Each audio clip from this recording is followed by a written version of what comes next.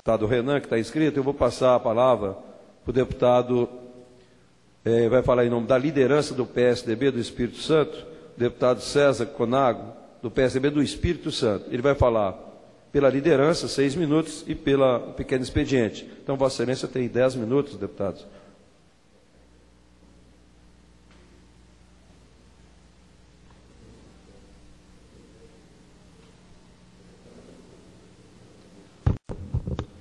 Senhor presidente, deputados, queridos telespectadores da TV Câmara, durante essa semana, iniciei a semana com um importante encontro com o governador Casagrande, na segunda-feira, em que estivemos reunidos para discutir a execução de projetos da Fazenda Esperança no interior do Espírito Santo, notadamente sobre as unidades previstas para os municípios de Alegre, Guaçuí, e também de uma outra experiência ligada à Igreja Católica, da Associação Amparo Social Educacional e Reabilitação de Dependentes Químicos de Nova Venécia. O governador garantiu recursos para o próximo ano desses projetos na ordem de R$2 milhões para a implantação, complementação da implantação em Alegre e Guaçuí, e deu garantias de apoio à Associação de Nova Venécia, já garantindo recursos para equipamentos da fazenda agrícola vinculada a esse projeto dessas comunidades. O projeto Fazenda Esperança no sul do estado, ele já foi iniciado no ano passado e com certeza será complementado com recursos que irão dar àquele projeto a necessidade para a sua implementação. Também, em Nova Venécia, nós iniciaremos.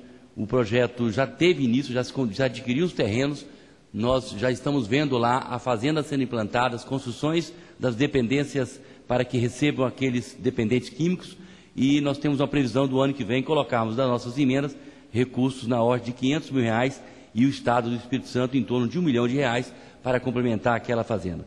Estivemos juntos com a deputada Luzia Toledo, que é uma que puxou muito a questão da Fazenda Esperança, o bispo de Colatina, Dom Décio, o secretário de Estado da Saúde, Tadeu Marino, o bispo da Diocese de São Mateus, Dom Zanoni Castro, também os responsáveis pela Fazenda Esperança, o padre Evaldo, Frei Honório, da Experiência de Nova Venécia, além do nosso promotor público Jefferson Valente e do vereador Flamínio Grilo, de Nova Venécia. Foi uma pauta importante, que aí nós temos, como já falamos dessa casa, sair do discurso e apostar nas comunidades terapêuticas, né, e nas experiências, não só da Igreja Católica, mas das igrejas, com certeza, para tratar esse assunto. O outro, estive essa semana também na missa em homenagem ao nosso ex-presidente Itamar Franco. E aproveito para fazer aqui um relato, né, do aniversário, esse ano, fazendo 17 anos do lançamento do Plano Real em nosso país. Até julho de 94, nós tínhamos uma inflação de 815%. Após o plano, o primeiro registro da inflação sob a nova moeda, essa inflação veio para 6,8%, um recorde mínimo dos últimos anos.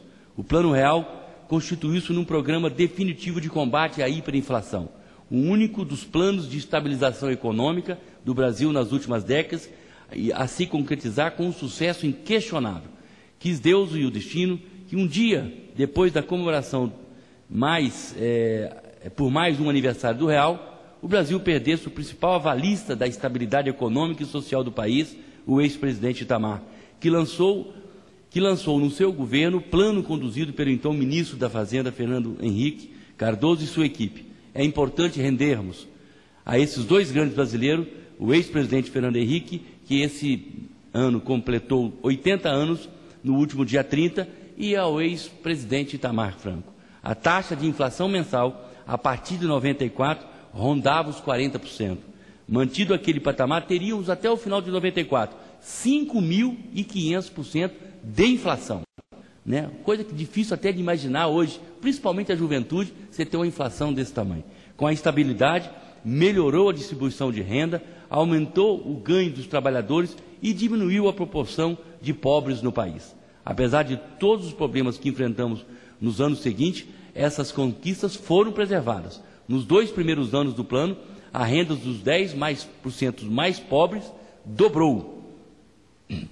O salário mínimo teve aumento real e mais pessoas passaram a receber os benefícios da assistência e da previdência social, como a aposentadoria rural. Esta sim é a maior fonte de distribuição de renda no país. O investimento nessas áreas foi crucial para reduzir a indigência e a concentração de renda foi atenuada. Mais pessoas também passaram a consumir graças a melhorias de renda garantidas pela estabilidade econômica. O real colocou o Brasil em condições de competir numa conjuntura econômica globalizada.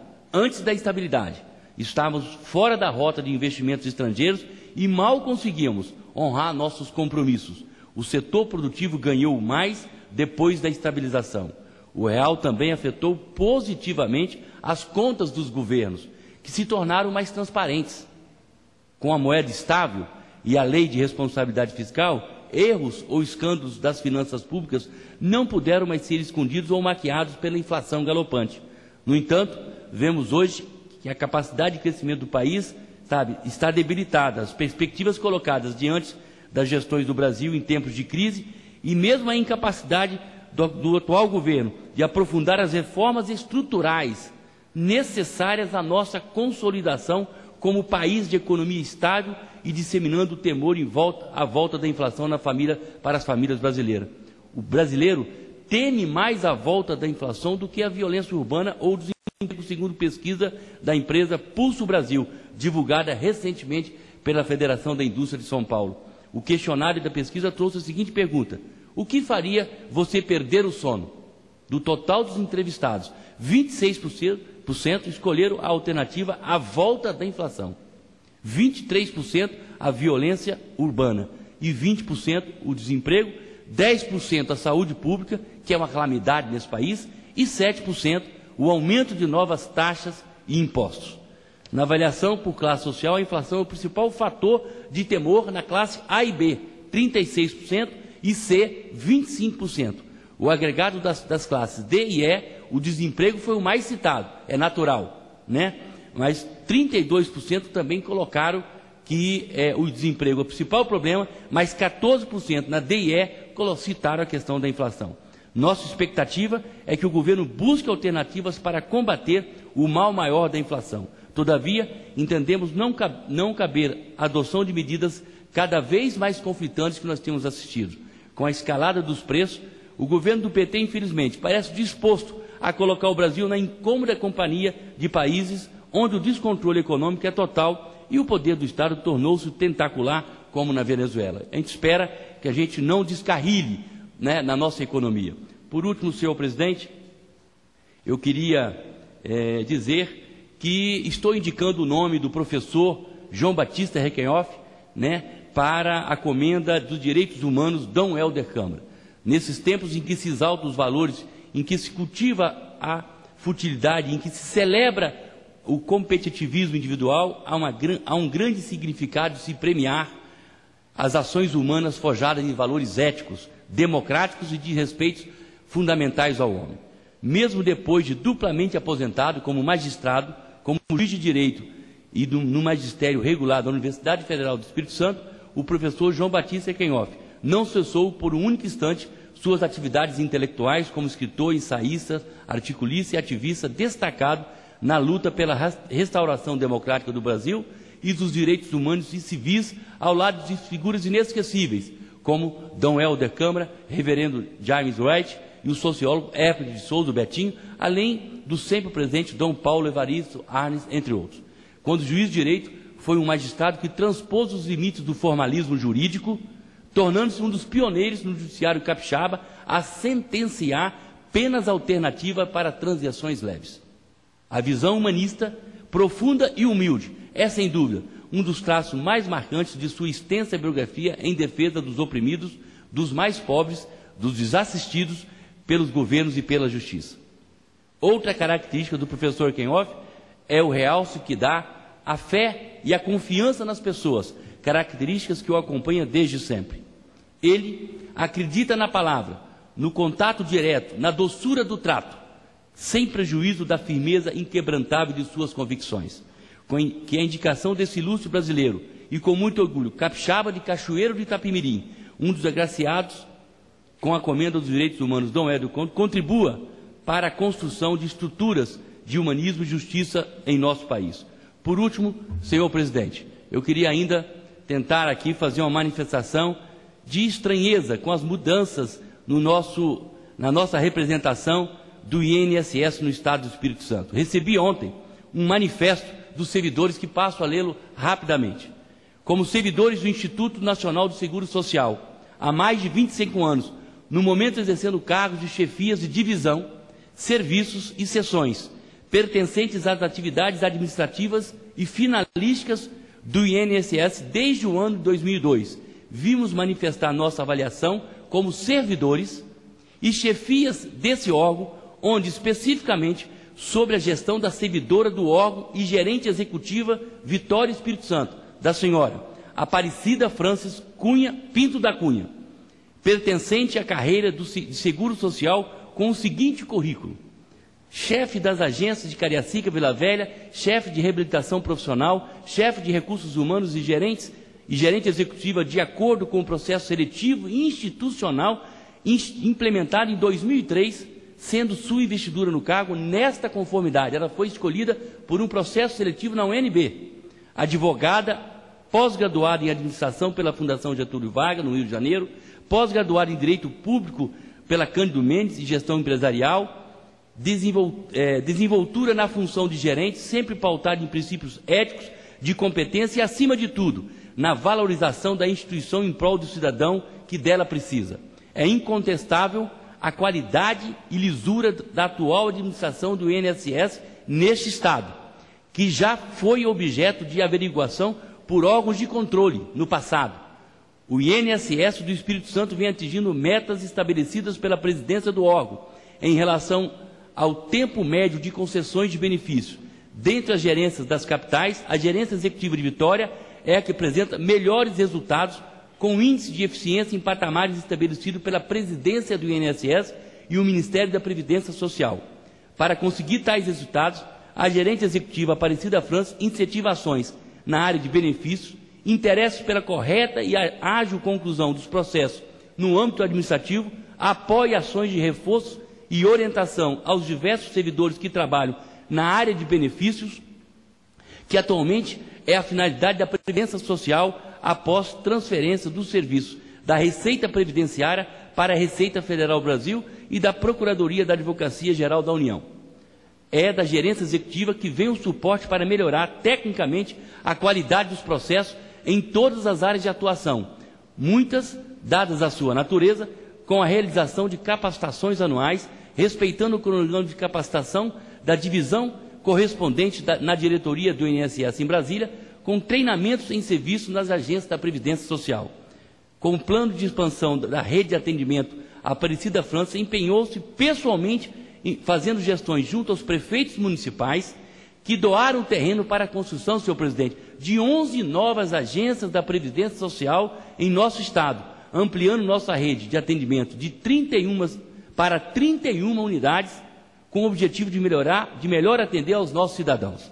Esta foi uma grande conquista para toda a população de nosso estado, principalmente aquela mais carente na zona rural, que atualmente necessitam se deslocar grandes distâncias para receber atendimento no INSS. Com o objetivo de melhorar as instalações de algumas agências, já existe e com isto vai proporcionar mais conforto e comodidade aos usuários. A Aparecida França conseguiu terrenos em doação para a construção de novas unidades no município da Serra, Castelo e Domingos Martins, locais em que os imóveis são lotados atualmente. Com o mesmo objetivo, a Aparecida também iniciou negociações com as prefeituras de Montanha, Linhares e Iguaçuí. A gerência executiva de Vitória também atua na adoção de medidas para coibir a fraude na concessão de benefícios, como se pode observar em resultados de apuração ocorridas administrativamente que resultaram na suspensão de vários processos concedidos indevidamente.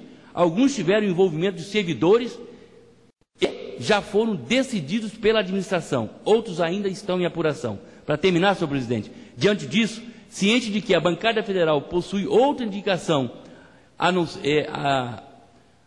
vos ser enviada, propondo a mudança na atual dirigente desse órgão no Espírito Santo, enviamos o presente pedido para análise de nossa opinião a favor da permanência da Aparecida França pela competência, formação, dedicação e zelo pela coisa pública com que vem sendo desempenhado suas funções no decorrer desses anos. Agradecemos a atenção e apresentamos nossas cordiais saudações. Giovanni Braz Bragato, chefe de divisão de benefícios e gerente executivo, Magda Cola Ferreira, Jonas da Silva Oliveira, Débora Cátia Belchior, Valdinéia Bragato e Silva, José Marcelo da Silva Barbosa, Luzinete Neis Guzo, Roberta Penha, Cláudia Curitiba, Júlio César Ramalho, Maria Beatriz, Maria Augusta Torresani, Luiz Carlos Gomes, Pedro Paulo Recanhoff, Cláudio Moisés, Talib Mussalem, Creuza Roque, Edmar Leite, Ângela Montavanelli, Marcos Caprini, André Renato Oliveira Santos, Rosane Cale, Marcos Augusto Rodrigues, Hudson Liviori, Agnes Delfino, Tereza Cristina Carvalho e Elias Barcelo, Dionis Vilas Lobos, Oldamar Lucas Júnior, Osmar Oliveira Júnior, Tânia Costa, Solange Nogueira, Maria das Graças Silva, Giovanni Batista, Mônica Nobre, Maristela Brito, Maria da Conceição, Genilda Freitas, todos chefes de todo o INSS. São 50 pessoas aqui, não vou citar os restantes, que colocaram seus cargos à disposição em função, pedindo demissão em função da demissão dessa chefe. Não falo aqui contra os que vão assumir, mas sim da competência e da meritocracia, e aí eu quero elogiar o governo passado nesse aspecto, nessa indicação que foi escolhida pela UNB, indicação de INSS, para que uma gerente e uma técnica pudesse moralizar aquele INSS. Agradeço a tolerância do presidente e quero dizer aqui da minha solidariedade ao movimento desses servidores pela manutenção dessa servidora no INSS do Estado. Muito obrigado, senhor presidente. Quero também parabenizar o deputado César, que tão bem representa lá o Espírito Santo. Dizer da minha alegria, tive oportunidade nesse primeiro semestre de visitar 2 vezes Vitória. Primeiro, para uma reunião importantíssima dos presidentes de fundações de apoio à pesquisa e também secretários de Ciência e Tecnologia, com a presença do governador. E é muito importante quando a gente fica muito satisfeito quando vê um governador que tem uma consciência realmente da educação, da ciência e tecnologia. E depois, recentemente, estive lá participando, representando